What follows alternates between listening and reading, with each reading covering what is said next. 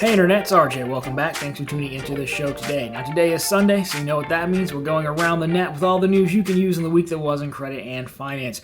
So on the docket for today, we have a lot to get to. We have some tweaks to some Capital One travel changes. We have a potential hotel merger or hostile takeover. We have a new property line coming from Hilton. We have some news about the Chase Freedom rise. Of course, we have our old friend Plastiq looking like they're down on the mat. Could it be for good? We'll talk about that as well. And then at the end, we have some pictures that a viewer took of the Chase Sapphire experience or terrace, whatever they're calling that in Houston.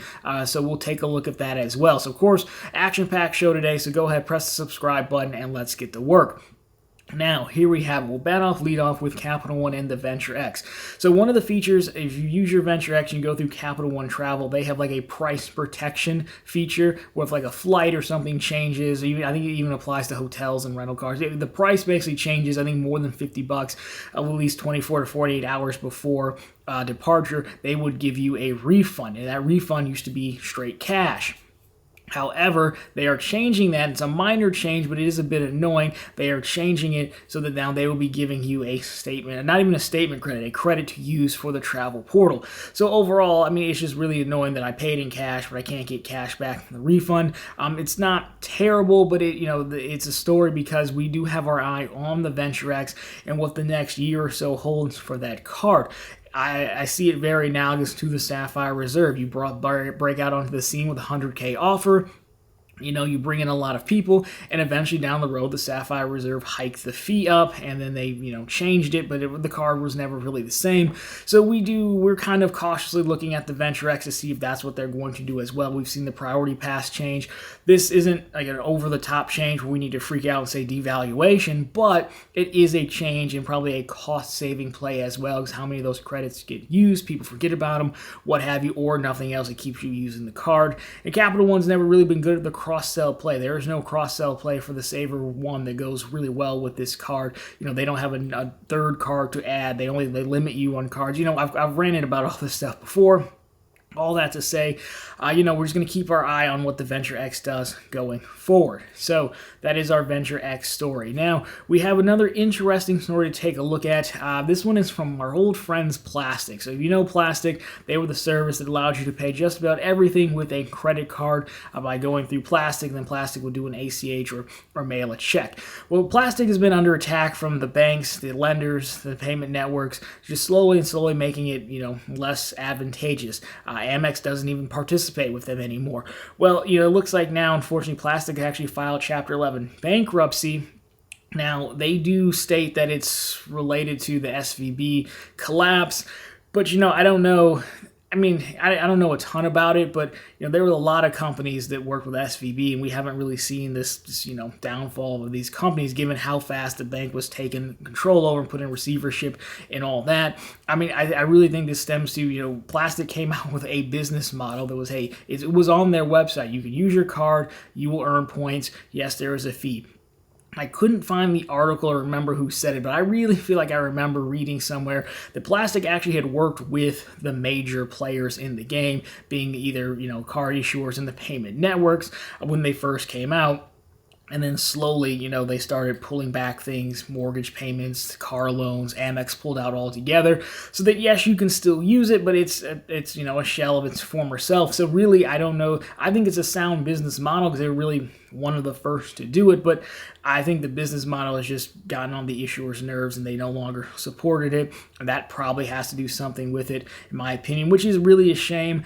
I'll give the lenders, hey, we don't want you paying debt this way, I guess. I mean, I don't think it's nearly as risky as they think, but fine if they don't want that. But, for Amex to pull out all the way and just not want to be a part of it, because the population size of people using Plastiq for this stuff can't be that big, given the population of how much people own Amex cards and use them versus who would be running stuff through Plastiq.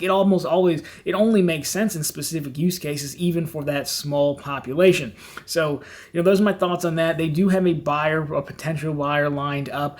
They're going to go through like a bidding process, so they have someone at least potentially interested who I think sets the market, and then other people can come in and outbid that person. I think that's the easiest way to explain it. So it doesn't look like it's necessarily going to be an operational shutdown. The service still could continue. I think View from the Wing was reporting that. So, it's just sad to see, but I don't think Plastiq will be back in the form that we know it anymore. Whoever acquires it probably wants it, for parts or something, I would imagine, or use it for a very specific use case, but the credit card piece, probably not so much anymore. Now, while we're talking about takeovers, we have one in the hotel space, or a potential one. It looks like Choice Hotels is interested in buying Wyndham Hotels. Now, we know very little about this. It was reported by multiple outlets. I think I found it on Reuters that, Choice was talking to Wyndham about, I think it's called a merger, technically, if it's friendly, and if not, then it's called a takeover. So Wyndham's sitting down and hearing them out. No word if Wyndham is interested in this or not. I don't really have a ton of experience with either property line. I do know that Wyndham's like a sleeper fan favorite, because you get into like the Wyndham business card, which gets forgotten about because I think it's still with Barclays, but you can do a lot with that card, a lot of status matching. I think the credit chief, who Ben Hedges, had the video that was really well done where he went around to Atlantic City and like status match like every casino status, and it also worked in Vegas as well. So I do know there are some Wyndham fans out there. Don't know a lot about Choice Hotels, so we'll see what happens with this. I wouldn't say it's time to freak out or do anything with your points just yet. I mean, these things take a lot of time. Of course, if Wyndham isn't interested, Choice could try the hostile takeover, but everyone just likes to see what the valuation is first. You never know. So we will keep our eyes on that. But one hotel chain that is expanding is Hilton. So Hilton is now launching a new category line, property line, if you will. And it's a working title, but they're calling it like Hilton Project 3 or H3, I believe.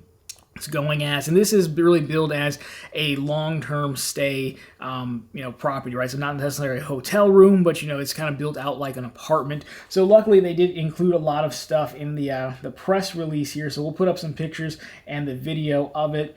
But here we go. I mean, the Project H3, again, working title. So, of course, they're going to say, hey, deliberate design, product will reimagine core design elements from the ground up, yada, yada, yada. Spacious apartment-style accommodations and non-traditional lobby experiences. Hilton has elevated the extended stay guest experience with a hyper-functional lobby called the Hive, providing easy access to all amenities and designed to be inviting to guests, operationally friendly for team members, on and on and on. So really, that's I'll link the full press releases on profitablecontent.com. It's a lot of buzzwords, but it's aimed at travelers looking to stay 20 or more nights. And overall, everything looks good in concept art. Everything looks good when it's brand new. You know my opinion on that. But overall, I do think this is a good move. Now, I do understand that Hilton has a similar brand that does this already, I believe. So this isn't necessarily a new thing, but I do think this is a good strategy because, as the push to work from home or work remotely, looks to be here for a while, depending on where you work, I guess. People, it's more advantageous that people can just, I could book that for 20 nights or a month and work there, kind of move around as I see fit. So I think it's a pretty cool idea if you're one of those folks who can get one of those remote jobs.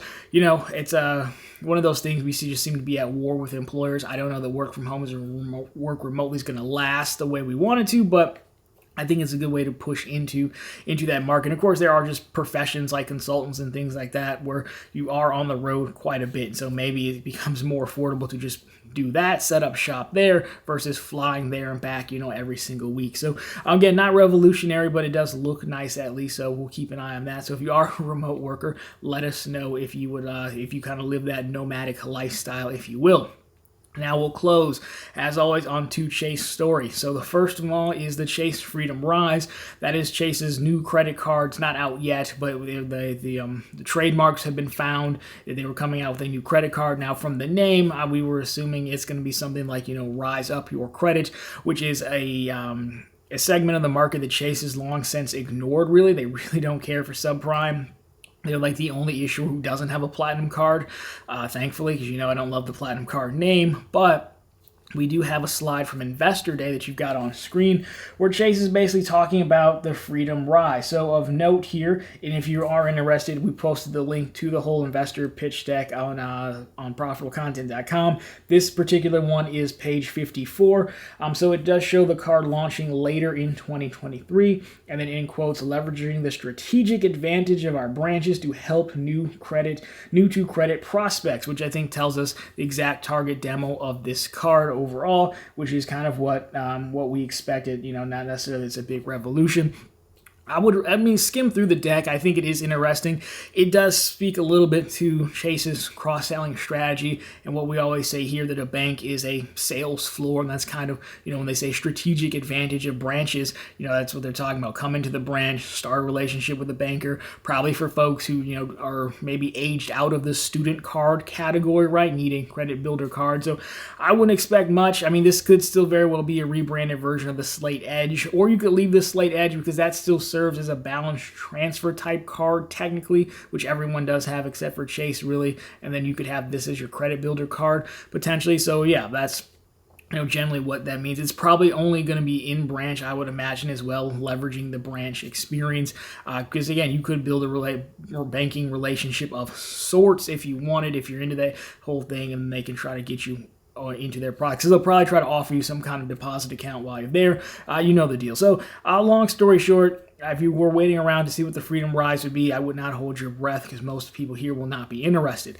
Now, one thing you will be interested in is that we put out the APB on the channel for, hey, anyone visiting, the Chase Sapphire Lounge in Boston or the one in Austin, if you had pictures, go ahead and bring them to us and we will put them on air. So we're going to put some on screen for you. We'll do it now. This is from the Sapphire Lounge in Austin. I think they were calling it the Terrace. This is from Peter, and funny enough, we had actually used his footage from the Centurion experience in New York a while back. I found it on Reddit and I didn't know it was him, and he was a viewer, so he sent me some more pictures. Now, what's funny is you look at the pictures. This is he was actually in the Delta Sky Club, I believe, taking pictures from the outside, which is kind of funny, covert operations. But you can kind of see what they have here. They've got at least the outdoor terrace type part, some picnic tables if you want. Even I would sit out there. That's not really that bad for being outside, if we're being honest. Looks like you're at least in the shade.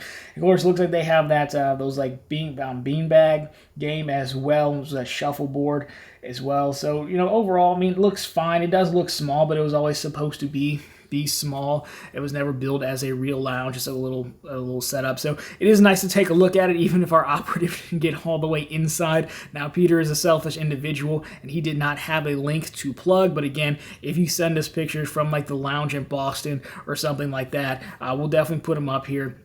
If you have a link to plug, the offer still stands. So, Peter, thank you for that. Thank you for sharing safe travels out there. That beanbag game, just as a funny story before we close, I worked at a place that had those in the lobby, and all we would do to an irresponsible degree is play that game, to the point where dudes were really good, multiple techniques for throwing the bag and everything, and we just play it all day. And that's probably why I talk on the internet now, not like an executive somewhere. But those games can be pretty fun. So anyways, guys, that has been the news for this week. So, of course, if you liked it, drop me a thumbs up down below. If you found it particularly interesting, consider subscribing to the channel. Again, we're posting content just like this every single week, right back here every Sunday with all the news you can use in the week that was in credit and finance. And, of course, every single day over on profitablecontent.com, where we have card offers, bank bonuses, and news stories just like this.